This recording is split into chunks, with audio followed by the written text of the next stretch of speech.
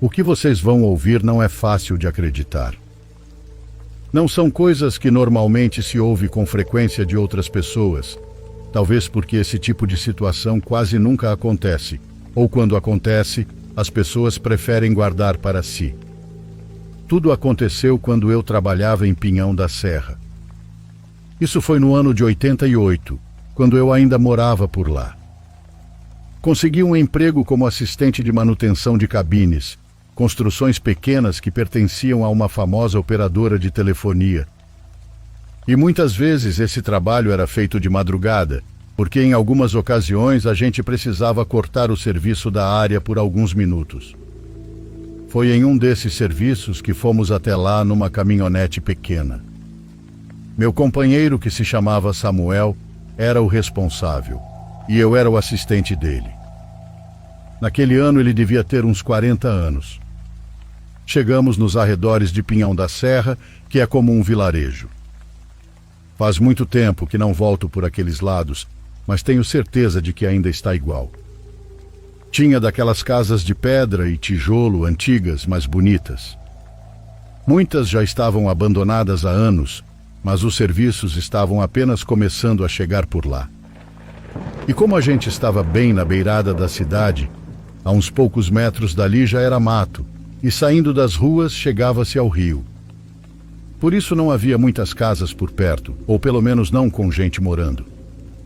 E eu não sei se isso teve influência no que aconteceu, mas eu estava dentro da construção, ajeitando uma caixinha de fusíveis. Meu companheiro Samuel estava do lado de fora. Ali em volta daquele prédio pequeno que à noite ficava completamente isolado, era uma parte de paralelepípedo e a outra de terra batida. De repente ele entra rápido, sem fazer muito barulho. Vejo que tenta fechar a porta atrás de si, mas na hora ele simplesmente se junta a mim na mesa e começa a procurar algo numa gaveta. Não falou nada, mas o jeito como entrou, a forma como estava fazendo aquilo, parecia desesperado, e eu percebi isso na hora.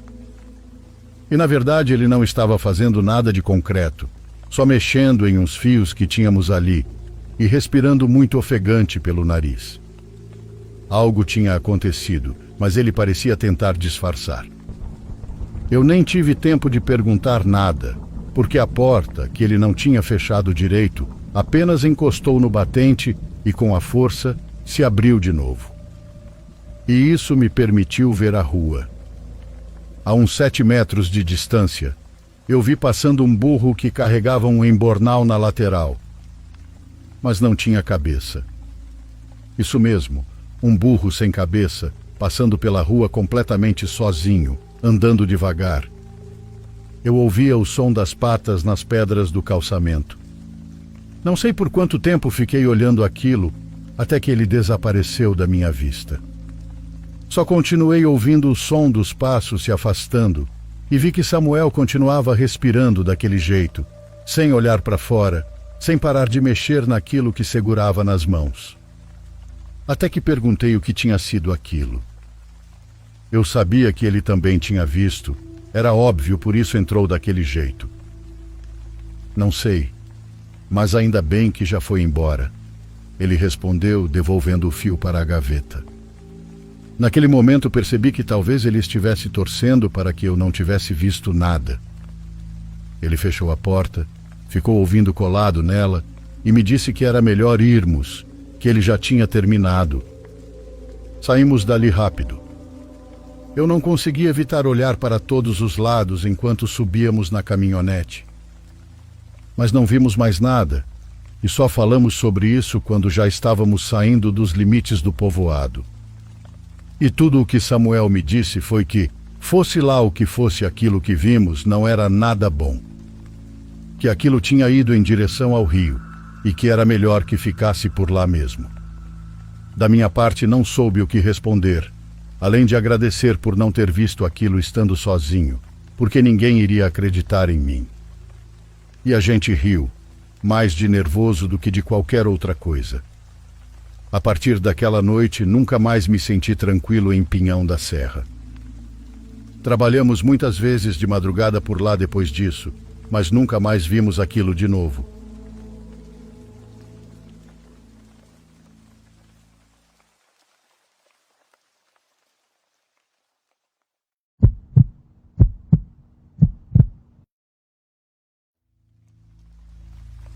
Obrigado pela oportunidade de poder relatar minha história.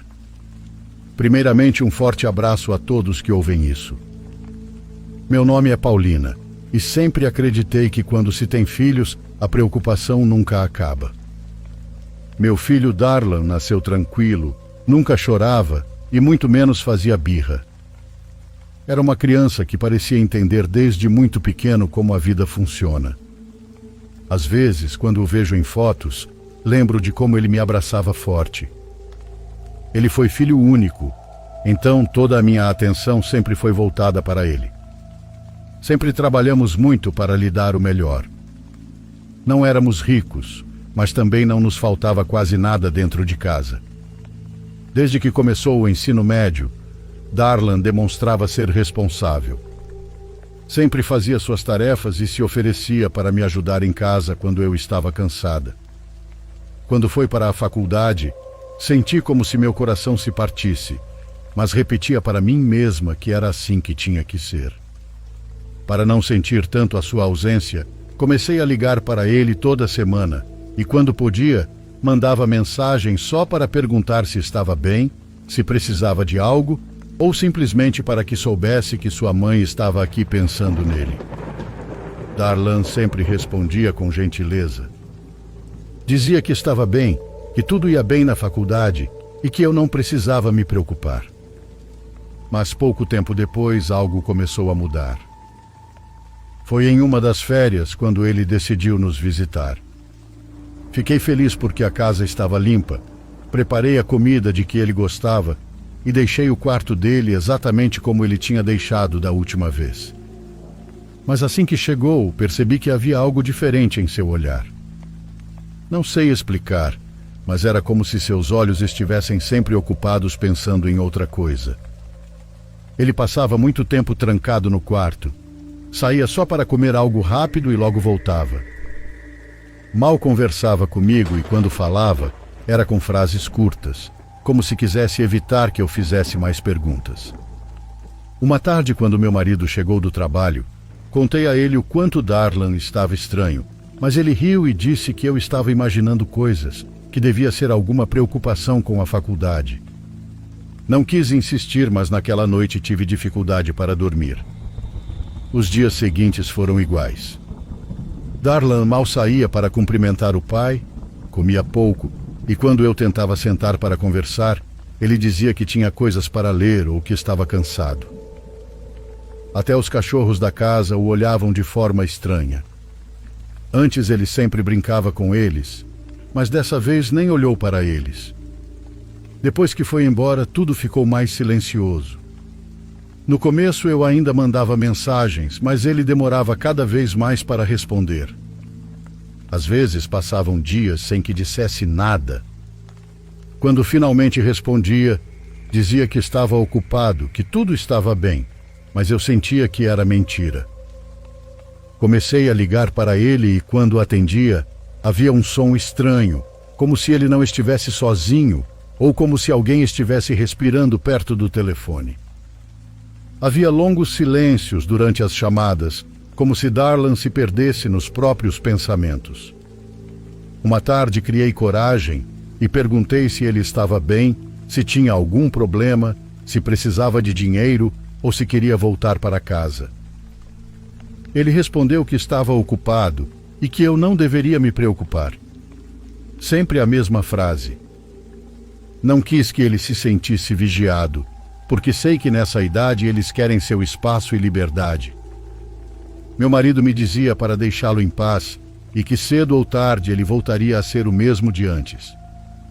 Mas dentro de mim havia algo que não me deixava em paz. Não era só um pressentimento. Era como se toda vez que eu desligava o telefone, uma parte de mim sentisse que meu filho estava envolvido em algo que eu não conseguia entender. Era isso que eu repetia todas as noites antes de fechar os olhos, mesmo que no fundo achasse estar exagerando. Bom, eu não sabia que meu filho estava envolvido com coisas obscuras. Jamais imaginei que naquela altura ele já estava cercado de bruxaria. Ainda me lembro bem da tarde em que Darlan me ligou para dizer que ia largar a faculdade. Foi como se de repente tirassem o chão debaixo dos meus pés. Faltava pouco mais de um ano para ele se formar, e eu já contava os dias para vê-lo com o diploma em mãos. Ele disse que não ia continuar estudando, que a faculdade não era para ele e que havia encontrado outra forma de viver. Quando desliguei, contei ao meu marido, e ficamos nos olhando sem entender o que estava acontecendo. Darlan já tinha quase 25 anos, mas sempre foi responsável e nunca se envolveu em problemas. O estranho era que há meses, ele quase não vinha mais para casa. Sempre que podíamos, íamos visitá-lo, mas até isso se tornou desconfortável. Toda vez que chegávamos, ele parecia irritado, como se estivéssemos atrapalhando. Mal conversava, comia rápido e se trancava no quarto, enquanto nós ficávamos sentados assistindo televisão para não incomodá-lo. Era como se já não fôssemos bem-vindos em sua vida. Depois dessa ligação, não conseguimos mais ficar parados. Meu marido disse que precisávamos vê-lo, então fomos sem avisar. Chegamos ao apartamento dele e, quando abriu a porta, vi que estava mais magro do que da última vez. Mesmo sendo pardo, tinha o rosto branco, olheiras profundas e as roupas estavam amarrotadas como se um elefante tivesse deitado em cima. Ele nos deixou entrar, mas senti que não queria nos ver. O lugar estava um caos. Pratos com resto de comida para todo lado, roupas jogadas, papéis, velas e livros empilhados em todos os cantos. O cheiro era de sujeira, fumaça e umidade. Meu marido ficou parado na sala observando tudo, enquanto Darlan procurava onde nos sentar. Sentamos e ele logo disse que não queria mais estudar, que já fazia quase 4 meses que não ia à faculdade. Meu marido se levantou de repente e gritou que aquilo era inadmissível.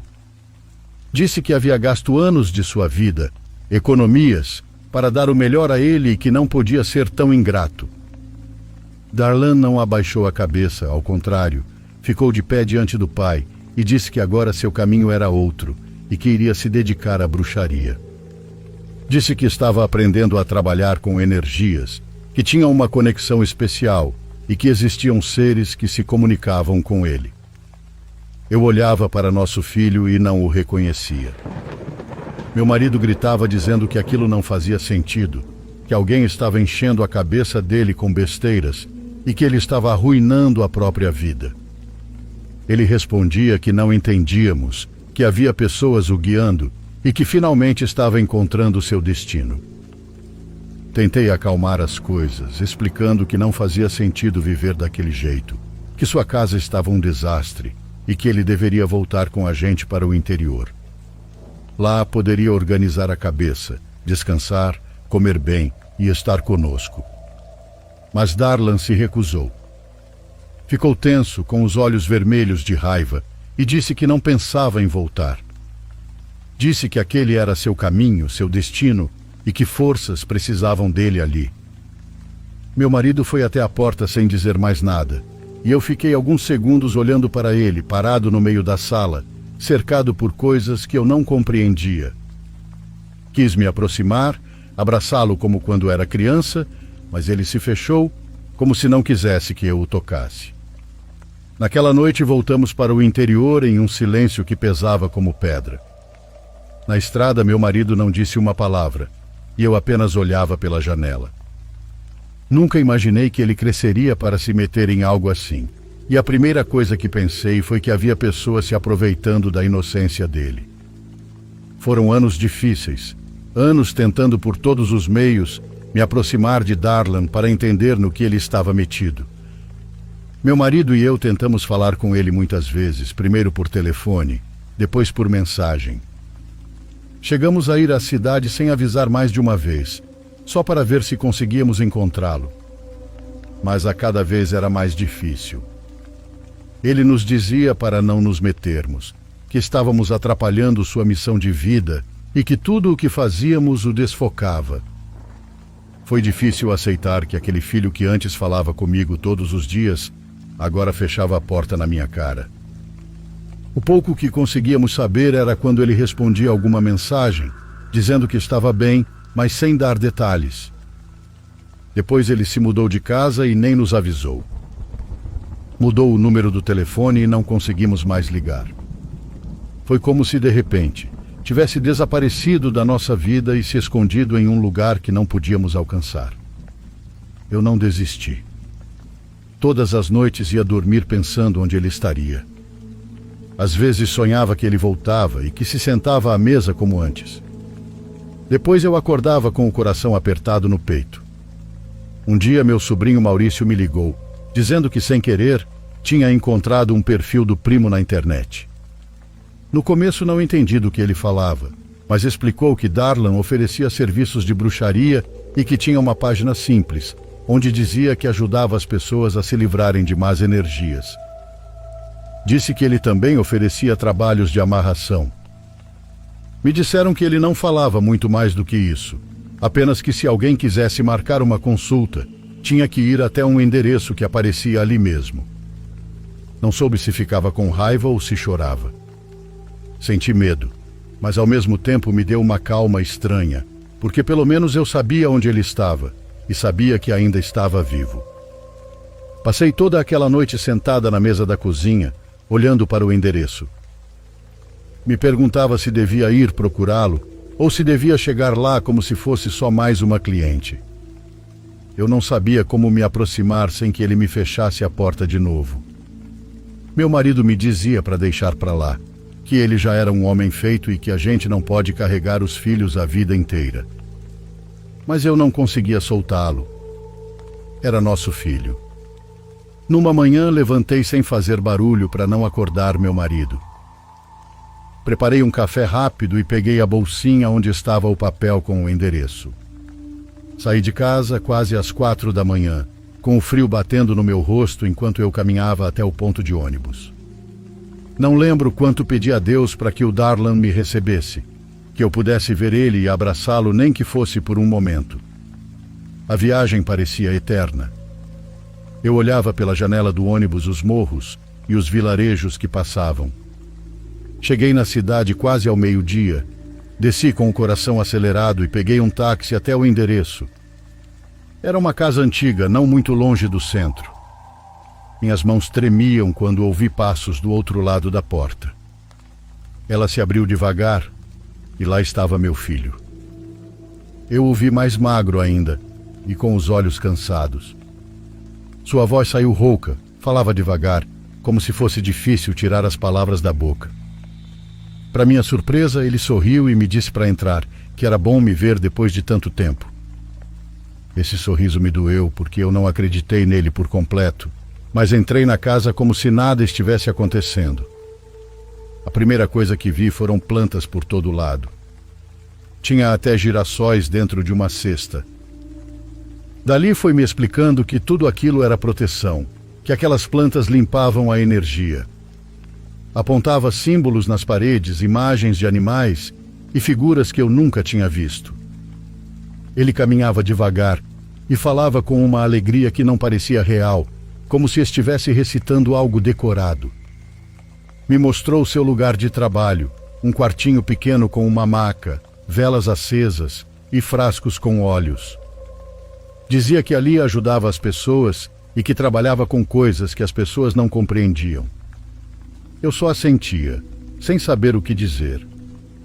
Observava as mãos finas dele se movendo entre as velas.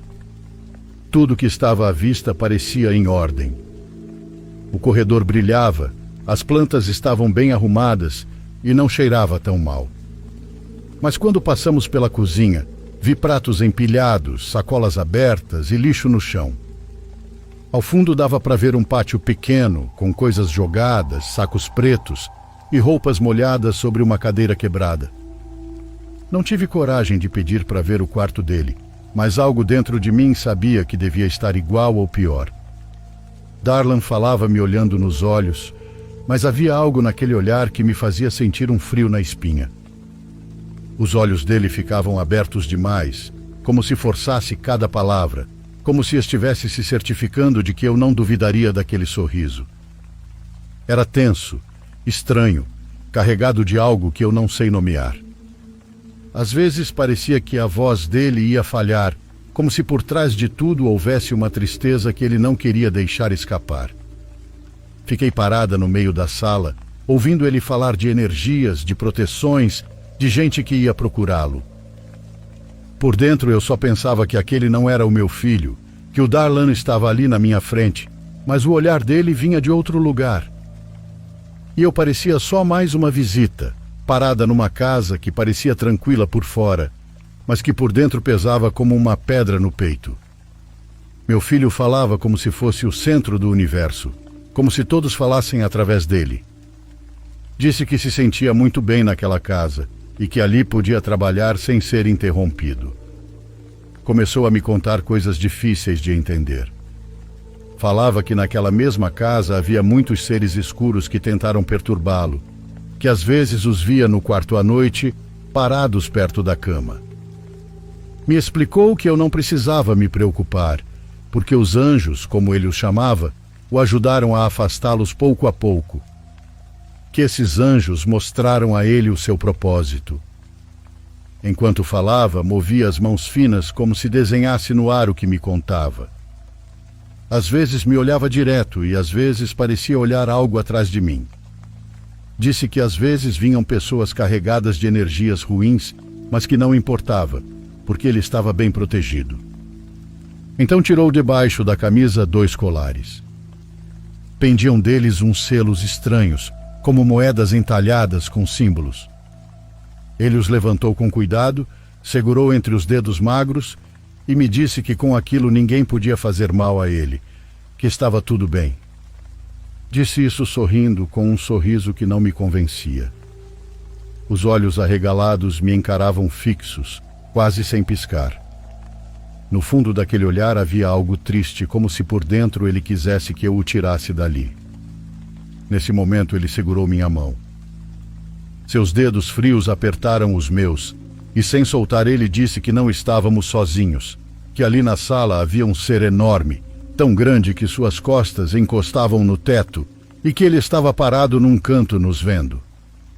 Me disse como quem conta o que comeu no café da manhã. Explicou que esse ser não queria que eu estivesse ali, que eu não era bem-vinda, mas que eu não precisava me preocupar, porque ele sabia se proteger e me proteger também. Enquanto falava, não soltava minha mão. Continuava sorrindo, mas seus olhos não tinham alegria. Senti medo e olhei para o canto que ele apontava, mas não vi nada. Mesmo assim, algo pesado encheu a sala. Senti como se minha cabeça pulsasse por dentro, causando aquela dor que sentimos do nada na cabeça. Darlan me ofereceu ficar uns dias com ele. Me pegou de surpresa, porque eu jurava que ele não queria me ver, que só tinha me aberto a porta por obrigação. Ele disse que eu ficasse, que fazia bem para ele ter minha presença ali. Não soube o que responder, apenas balancei a cabeça. Ele falou que eu dormiria no quarto dele, que só precisava dar uma ajeitada porque estava bagunçado. Sugeri dormir na sala para não atrapalhar, mas ele logo negou. Falou para mim que ali as entidades não me deixariam dormir, que era melhor usar o quarto dele, que o outro que parecia disponível não podia ser usado porque lá estavam seus altares e seus seres protetores. Fiquei com medo, mas não consegui deixá-lo sozinho. Naquela noite, para jantarmos juntos, preparei uma refeição simples. Cozinhei carne do jeito que ele gostava quando era criança.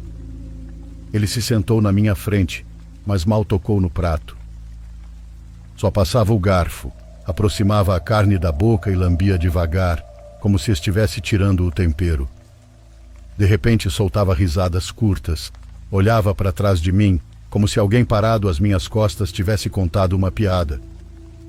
Cada vez que eu perguntava se ele estava bem, ele saía do transe e respondia que os espíritos não queriam que eu estivesse ali.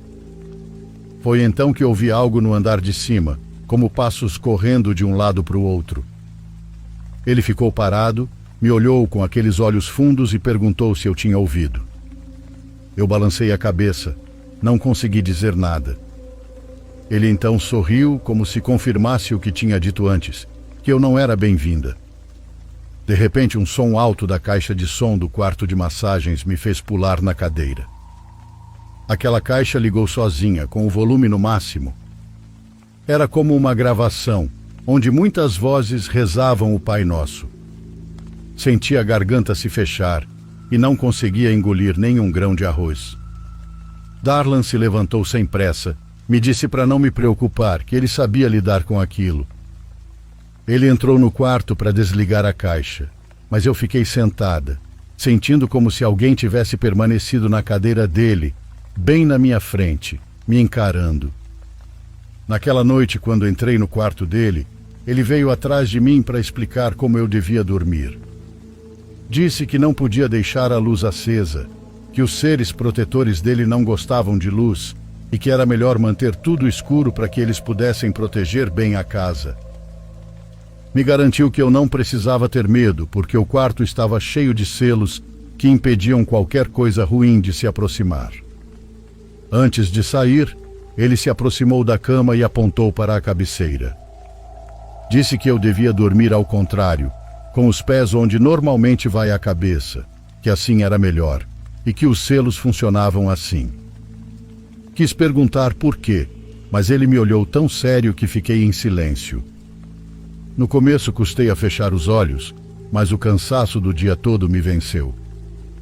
Adormeci sem perceber, ouvindo ao longe algum ruído pela casa. Não sei quanto tempo dormi, mas acordei de repente quando senti algo estranho na pele. Primeiro foi um formigamento no corpo, depois senti um calor na nuca, como se uma mão quente tivesse sido colocada atrás da minha cabeça. Abri os olhos e ouvi um barulho que me confundiu.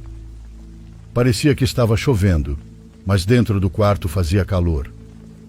Tentei me mover, mas o corpo não respondia.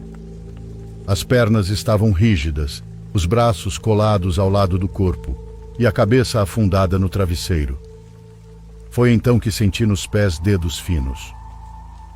Pareciam muitos dedos se movendo rápido, me roçando como se procurassem alguma coisa. Dentro da cabeça eu sentia uma pressão estranha.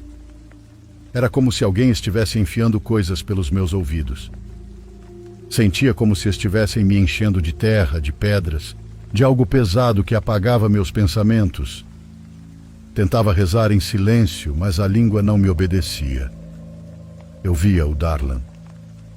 Via ele dentro de um quarto igualmente escuro, batendo na parede como se quisesse abrir um buraco para escapar. A boca dele se abria enorme, se esticava de uma forma que não era normal, mas nenhum grito saía. Ao redor dele se moviam sombras longas que se enrolavam no pescoço e nos braços. Ele me olhava como se pedisse ajuda, mas o rosto dele se deformava com a boca aberta e muda. Tentei gritar, me mexer, fechar os olhos, mas o corpo não reagia. Até que de repente soltei um suspiro forte. Acordei quase gritando, com a garganta seca, o corpo encharcado de suor e a língua colada no céu da boca. Estava tudo escuro. Tive que sair do quarto porque sentia o terror que não desejo a ninguém. No dia seguinte acordei com um peso no peito tão grande que parecia que nem conseguia encher os pulmões direito.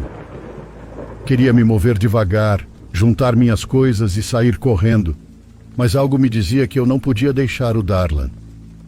Tinha essa ideia fixa na cabeça. Me aproximei dele quando saiu do quarto. Estava com o rosto pálido e os olhos vermelhos de não dormir. Propus sair um pouco, caminhar nem que fosse até o centro para tentar clarear a cabeça. Ele não resistiu, só assentiu devagar e disse que sim. Enquanto ele procurava as chaves, enfiei minhas coisas na bolsa como se algo me dissesse que eu não voltaria a pôr os pés naquela casa. Não sabia o porquê, mas esse pressentimento me queimava o estômago. A rua estava vazia e o céu encoberto. Meu filho caminhava ao meu lado, sempre olhando para o chão. A pouca luz do dia o fazia parecer ainda mais pálido. Caminhamos algumas ruas em silêncio, ouvindo apenas nossos passos e algum carro distante. De repente ele parou, me olhou com aqueles olhos cansados e de repente eles se encheram de lágrimas. As mãos tremiam, ele as enfiava nos bolsos como se quisesse escondê-las. Com a voz quebrada disse que queria ir embora, que não aguentava mais. Ele queria voltar comigo. Segurei o rosto dele e disse que iríamos embora já. No povoado ele não sentiria falta de nada, e lá estaríamos nós para cuidar dele. Darlan olhava ao redor como um animal acuado, como se procurasse algo que se movia entre as pessoas. Continuava chorando, mas ele não dizia mais nada. Chegamos ao terminal de ônibus sem soltar sua mão. Perguntei se não queria voltar para pegar roupas ou algo da casa, mas ele negou com força, engolindo seco. Disse que não podia voltar, que não queria nem pisar naquela casa, que só queria estar longe daquilo tudo. Disse isso olhando por cima do meu ombro, como se alguém estivesse ali, ouvindo ele. Eu não sabia que aquele momento era apenas o começo de algo pior. Não sabia que o que ficou naquela casa não ficaria lá, que aquelas entidades escuras que Darlan via eram reais, tão reais que encontrariam uma forma de nos seguir até o povoado. Eu estava abrindo a porta para a parte mais aterrorizante de nossas vidas. Desde os primeiros dias que Darlan chegou à casa, algo estranho começou a ser sentido no ambiente. Primeiro era um cheiro distante, como se viesse do mato ou do barranco atrás da casa. Mas depois foi se aproximando. A cada dia o cheiro ficava mais forte, entrava pelas frestas e grudava na roupa. Entrava e ficava flutuando na cozinha, nos quartos e na área onde fazemos churrasco. Aliás, nem o cheiro de carne assada tirava aquele cheiro. Darlan começou a passar mal de imediato. Mal comia e logo vomitava. Mas o pior era que o que ele vomitava não parecia normal, e me dava um pavor e tristeza que gelava até a minha alma. Era um líquido escuro, que manchava a pia de uma cor estranha, quase preta. Às vezes eu o via chorar quietinho no seu canto, sentado na beira da cama, e até as lágrimas dele eram meio cinzas, deixando marcas no travesseiro. Desesperada, disse que precisávamos procurar ajuda, que eu o levaria a um curandeiro, padre, o que fosse. Havia gente boa que podia fazer uma limpeza espiritual, mas ele me detinha todas as vezes. Dizia que não, que isso só pioraria as coisas. Nosso filho não sabia bem como explicar, mas dizia que aquelas coisas estavam procurando por ele.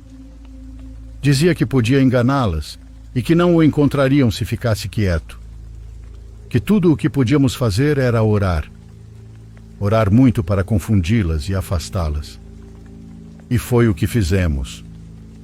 Todas as manhãs e noites sentávamos ao lado da cama dele e orávamos com as luzes apagadas e de mãos dadas. Isso embora às vezes ele mal conseguisse formar as palavras. Eu tinha que massagear suas costas, pernas, braços, porque ele dizia que o corpo adormecia.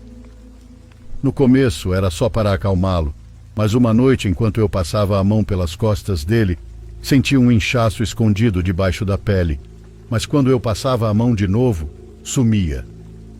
Às vezes sentia vários, como se algo se movesse por dentro. Era horrível e dava agonia, mas quando olhava não havia nada. A pele parecia normal, mas sob meus dedos eu sentia aquelas coisas se movendo, como se deslizassem. Uma noite, enquanto massageava, senti claramente algo se mover. Foi tão claro que me afastei, olhei para ele e, justo naquele momento, vi a pele na altura das costelas levantar um pouco, como se um verme grosso tivesse passado de um lado ao outro. Tapei a boca para não gritar e comecei a orar, pedindo que não me abandonasse. As lágrimas caíam sem que eu percebesse, molhando as costas dele. Nos dias que se seguiram, tudo piorou de um jeito que eu nunca imaginei. As manchas começaram a aparecer por todo o corpo. No início eram pequenos pontos escuros nas costas, nos braços, mas depois ficaram maiores e se espalhavam como manchas de óleo. O pior era que quando eu o via dormir, parecia que dentro daquelas manchas algo se movia, como milhares de bichinhos rastejando sob a pele. Toda vez que eu dizia que devíamos ir a um curandeiro, Darlan se negava. Dizia que isso só ia fazer com que tudo se desencadeasse mais rápido, que ele precisava aguentar, que era preciso esperar e que já estava quase acabando. Eu só o ouvia sem entender, sentindo meu coração se partir cada vez que o via mais magro, mais fraco e mais distante. Mas foi numa noite que tudo saiu do controle. Era por volta das 8. Lembro bem porque tinha acabado de parar de chover. Eu estava sentada ao lado dele, vigiando. O médico tinha vindo aplicar um soro com vitaminas por causa da febre. Dali mal tinha forças para mover a cabeça. De repente, sem aviso, o corpo dele se sacudiu de uma vez. Foi brusco, um espasmo único que fez a cama tremer. Levantei da cadeira para me aproximar, mas naquele momento ele se sacudiu de novo, e depois outra vez e outra. O corpo dele se arqueou tanto que achei que fosse se quebrar. O estômago se levantou como se algo o puxasse de dentro. Da garganta dele saiu um grito horrível, que fez a casa inteira estremecer. Corri para segurá-lo porque ele começou a vomitar aquele líquido preto que parecia não ter fim. Estava se afogando naquilo. Toquei a testa dele e estava fervendo. Olhei nos olhos dele e já não eram os olhos do meu filho. Estavam quase brancos. Só uma linha escura aparecia nas bordas. Aconteceu algo que até hoje me custa contar. Foi como se algo dentro dele o golpeasse por dentro. Ele começou a se debater contra o colchão. O corpo se levantava e depois se jogava de novo e de novo, com uma força que não era humana. Vi as veias se marcando nos braços, no pescoço e no peito, grossas, escuras, como raízes. Gritei chamando meu marido e quando ele entrou no quarto, tentou segurá-lo.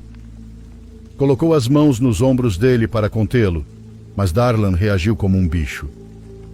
Se atirou sobre ele, rosnando e mordendo a manga da camisa. Fiquei desesperada e saí correndo para a casa dos vizinhos. Bati na porta com força, já sem conseguir respirar. 4 homens voltaram comigo para tentar detê-lo. Eles o seguraram pelos braços, pernas, cintura, mas Darlan gritava, se contorcia, arranhava e se debatia. Entre os dentes dava para ouvir que ele tentava falar algo entre os gritos. Os homens se olhavam entre si, com medo nos olhos, como se não soubessem o que estavam segurando. Eu fiquei de joelhos ao pé da cama, enquanto dentro de mim sentia que nada daquilo era possível, que nada daquilo podia estar acontecendo. Mas estava. Ali estava, entre gritos, golpes, manchas e aquele cheiro podre que já não era apenas um cheiro. Era uma sombra viva dentro da minha casa. No dia seguinte, ainda com a garganta fechada de tanto falar, fui buscar o guia espiritual. Fazia anos que ouvia falar que ele ajudava as pessoas a curar assombrações, mal-olhado e amarrações. Contei tudo para ele, cada coisa que tinha visto. Ele disse que iria até minha casa, que veria Darlan e depois conversaríamos. Quando entrou no quarto, ficou parado na porta. Meu filho estava amarrado à cama, preso com tiras de lençóis velhos. Darlan dormia às vezes, mas quando acordava, ficava com aqueles olhos abertos olhando para o teto, murmurando coisas que ninguém entendia. Seu Sebastião se aproximou um pouco, observou os braços dele, as manchas, olhou para o rosto pálido e as olheiras profundas. Me disse que lamentava, que aquilo não estava em suas mãos. Explicou que dentro do meu filho não havia apenas um ser, mas vários. Disse que era uma mistura e que Darlan havia aberto portas de diferentes lados. Ele tinha acreditado em várias coisas ao mesmo tempo, mexeu com crenças de culturas distintas e que essa combinação era perigosa. Ele nunca tinha sentido algo assim antes, e aquilo o assustava. Disse isso em voz baixa, sem me olhar nos olhos, oferecendo para entrar em contato com outra pessoa. Segundo ele, um que trabalhava com energias mais fortes, alguém que não tinha medo de nada. Me alertou que provavelmente esse tipo de trabalho custaria muito dinheiro e que tirar tantas coisas de um corpo só não era fácil. Não hesitei e disse que fizesse isso, que o dinheiro não importava. O que me enchia de medo era pensar no que poderia estar crescendo dentro do meu filho cada vez que o via mudar. Às vezes ele ficava em transe, parado, olhando para o teto, mexendo os olhos rápido como se seguisse algo que rastejava pelas paredes. Outras vezes se contorcia e gritava palavras estranhas, mas havia momentos ainda piores. Às vezes, a voz dele ficava fininha como a de uma criança de 5 anos. Quando ficava assim, ele pedia para não deixá-lo sozinho. Dizia que estava com frio e perguntava se podia dormir comigo. E vê-lo assim, preso àquela cama, com o rosto manchado e os olhos vidrados, partia o coração. Mas não podíamos soltá-lo. Eu olhava para ele e sabia que era meu filho, mas também sabia que se desfizesse aqueles nós, aquele menino de voz doce se transformaria na fera que pulava em cima da gente. Trazer o curandeiro até o povoado não foi fácil. Tiveram que atravessar quase todo o estado.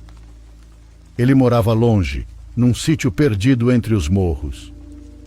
Desde o começo ele avisou que o trabalho não seria barato, e não era mesmo, mas para mim isso não importava.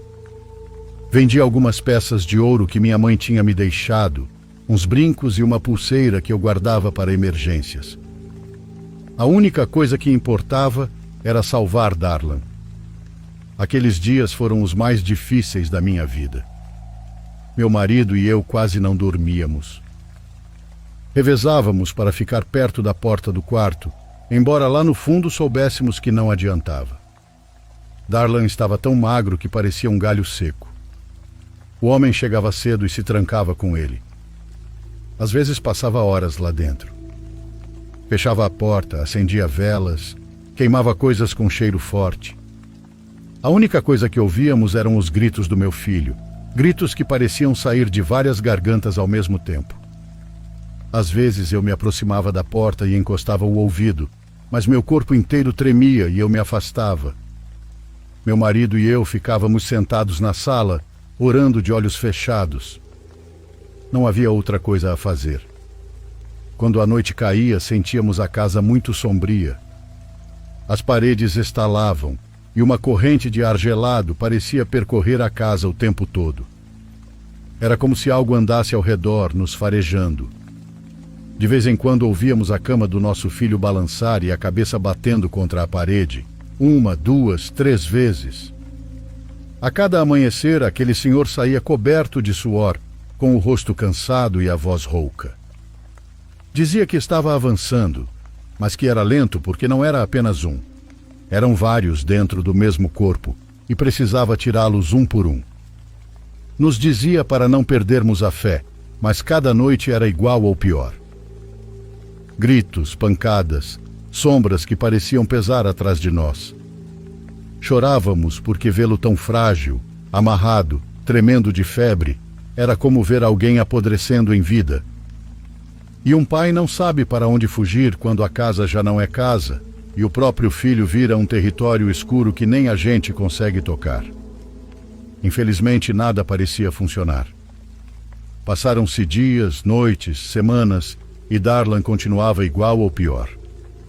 Eu ia à igreja todos os dias, fosse evangélicas de minha confiança ou a única igreja católica do meu povoado. Também implorava para que as pessoas do povoado rezassem por ele, que pelo menos rezassem um Pai Nosso antes de dormir. Qualquer coisa que somasse um pouco de fé naquela batalha que eu já sentia perdida.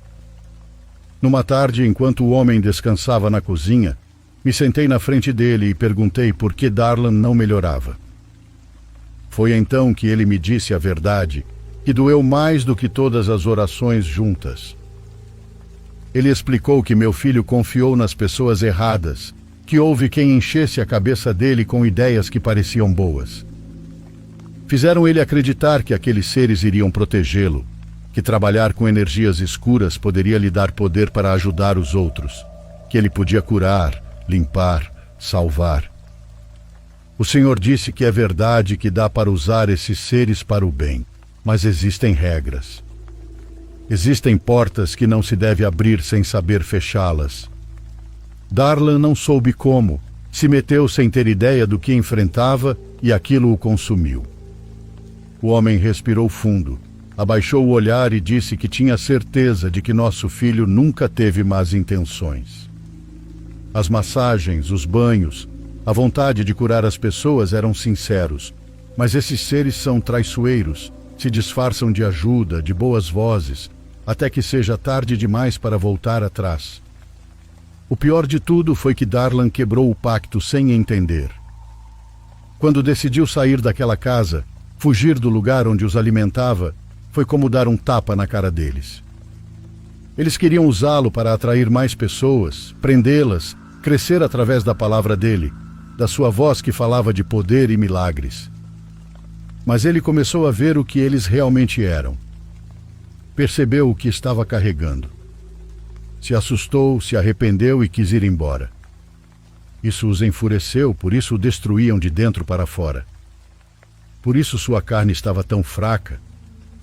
O Senhor não me olhou nos olhos ao dizer isso, mas sua voz não vacilou. Ele confessou que muito provavelmente Darlan sabia desde o início que isso podia acontecer, que talvez em algum canto da cabeça dele ele entendesse que não havia saída boa, mas mesmo assim fez. Talvez para ajudar, talvez por curiosidade ou porque já estava tão envolvido que não havia como voltar. Fiquei em silêncio, sem saber o que fazer da minha vida. Quando finalmente consegui falar, só consegui perguntar se havia esperança. O Senhor balançou a cabeça devagar. Disse que o mais provável era que Darlan não sobrevivesse, que existiam coisas que levavam a carne, a mente e a alma. Fiquei sentada diante daquela xícara de café frio, ouvindo as batidas da cabeceira da cama enquanto meu filho se contorcia de novo, pensando que ainda precisava ficar ao lado dele até o último segundo. Porque mesmo que dentro dele vivessem coisas que nem padres, pastores e curandeiros podiam tirar, eu ainda podia segurar sua mão, nem que fosse só para ele não se sentir sozinho no meio da escuridão. Meu filho nos deixou numa quinta-feira de manhã. Quando abri os olhos, ainda estava escuro lá fora. O vi deitado na cama tão quieto, tão magro, que parecia uma sombra desenhada no lençol. Me aproximei devagar, ainda com a esperança de ouvir um sussurro, mas quando toquei sua testa, ele já estava frio e não respirava. Todas as noites eu sonhava com portas abertas, com sombras longas que se arrastavam pelo chão da minha casa e com sussurros que falavam ao meu ouvido. Ainda assim, me recusei a sair do quarto dele. Dormia sentada ao lado da cama, às vezes com a cabeça encostada no colchão. Havia noites em que eu acordava e Darlan estava me olhando. Estava com os olhos bem abertos e os dentes à mostra, como se estivesse sorrindo. Ficava ali, mesmo que às vezes chorasse em silêncio. Ele também chorava, mas chorava de um jeito estranho, como zombando. Era como se ele soubesse que já não havia mais como voltar a ser quem ele foi. Quando tudo terminou, o homem foi claro. Não podíamos enterrá-lo perto do povoado. Disse que o corpo dele não devia tocar terra viva. Se o deixássemos lá, o que ele carregava por dentro continuaria rondando, nos procurando, se agarrando a nós. A única coisa que podíamos fazer era transformá-lo em cinzas e lançá-las ao mar, bem longe de tudo. Ele disse isso sem rodeios, sem nos deixar discutir. Eu queria fazer um velório, algo que me desse consolo, mas o homem proibiu. Disse que abrir portas assim era perigoso, que essas entidades se agarram a qualquer fresta de fé mal colocada e que se alimentam da dor. Nem rezas, nem orações, nem velas, nada, apenas cinzas e água salgada. E assim fizemos. Alguns dias depois, com o coração despedaçado, levamos suas cinzas numa caixinha. Seu pai, Lázaro, foi forte enquanto o mar o levava pouco a pouco. Eu nem pude falar com ele nos últimos dias, porque já não era Darlan quem estava em casa. O que respirava, o que me olhava com aqueles olhos abertos, era outra coisa. E embora tenha sido difícil aceitar, entendi que meu filho já estava perdido muito antes de seu coração parar de bater. Agora eu acordo de madrugada e sinto o cheiro dele, mas me convenço de que não é ele, que ele foi embora para longe, para que nada daquilo volte a me tocar. Às vezes eu me pego sentada na beirada da cama, pensando em tudo que fiz e, sobretudo, no que não fiz. Dói admitir, mas me arrependo de não ter sido uma mãe mais dura, mais presente, mais intrometida na vida dele. Há dias em que me culpo por completo. Sinto que se eu tivesse sido uma mãe menos confiada, talvez nada disso teria acontecido. Às vezes penso que gostaria de voltar no tempo e nunca deixá-lo ir, mesmo que ele me odiasse, mesmo que dissesse que eu invadia sua vida, que não o deixava ser livre. Tanto faz. Preferiria 1000 vezes que ele me odiasse, mas que continuasse aqui, respirando, acordando na sua cama, mesmo que fosse brigando comigo. Não quero nem imaginar o quanto ele sofreu. Não consigo, porque quando faço isso sinto que meu peito se parte. Me lembro de como estava o corpo dele no fim, irreconhecível, tão magro, tão derrotado. Era como uma casca vazia, usada por algo que eu nunca compreendi. Agora só me resta esse vazio que não se preenche. Todas as noites peço a Deus que ele esteja bem e sigo repetindo a mim mesma que se pudesse voltar no tempo, o abraçaria mais forte. Ao menos uma última vez.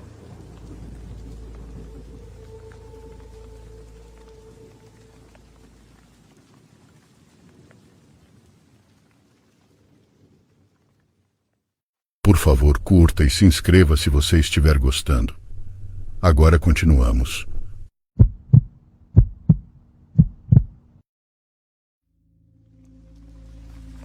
Sigo seu canal há 1 ano, sempre aproveitando seus relatos. Era uma noite escura e tempestuosa, daquelas que nos convidam a ficar trancados, completamente afastados do mundo exterior. Decidi passar o tempo lendo histórias de terror online, buscando aquela mistura de emoção e medo que sempre me fascinou. Mas aquela noite foi diferente.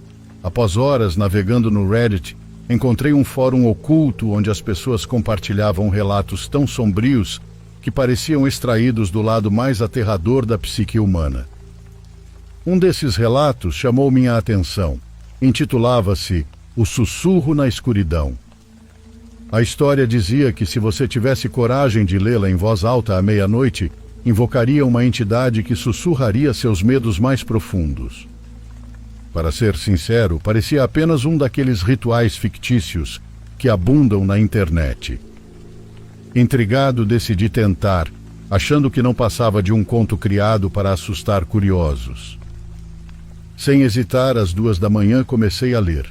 No início parecia apenas uma leitura normal, mas aos poucos senti cada palavra mais pesada, como uma pontada na mente. Quando terminei, o silêncio inundou o quarto. Esperei por um momento, sentindo calma ao meu redor.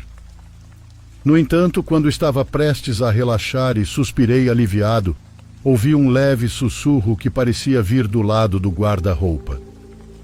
"Você tem medo?" perguntou a voz. Meu corpo inteiro se arrepiou e olhei ao redor, assustado, mas não havia ninguém ali, apenas a luz fraca do abajur iluminando as paredes. Tentei me convencer de que era minha imaginação, fruto do medo.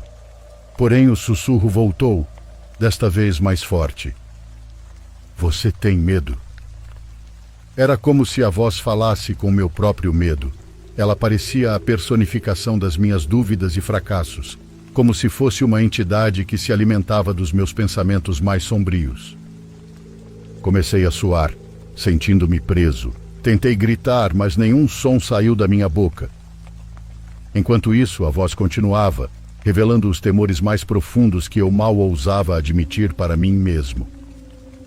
Desesperado, tentei me lembrar como aquele relato terminava, procurando uma forma de reverter o que quer que eu tivesse feito. Então, me lembrei de uma pequena nota no final da história. "Não fale, não olhe para a escuridão, e ela desaparecerá." Fechei os olhos com força e me concentrei. Não podia deixar aquela voz me dominar. Sentia o sussurro intensificar-se, enquanto tudo na minha mente parecia girar. Quando finalmente decidi abrir os olhos, encontrei tudo em calma. Até a tempestade havia cessado. Parecia até que eu tinha despertado de um pesadelo. Olhei ao meu redor. O quarto estava em silêncio, mas ao focar em um canto vi algo sobressair na escuridão. A luz do abajur piscou e por um instante vi uma sombra que parecia me observar. Não sei se consegui me livrar dela ou se a entidade apenas espera que eu volte a ficar vulnerável. Desde aquele dia, quando o relógio marca meia-noite, faço questão de manter a luz acesa e de não brincar mais com o desconhecido. Ainda ouço os sussurros, mas sei que eles não têm poder sobre mim. Pelo menos é o que eu acho.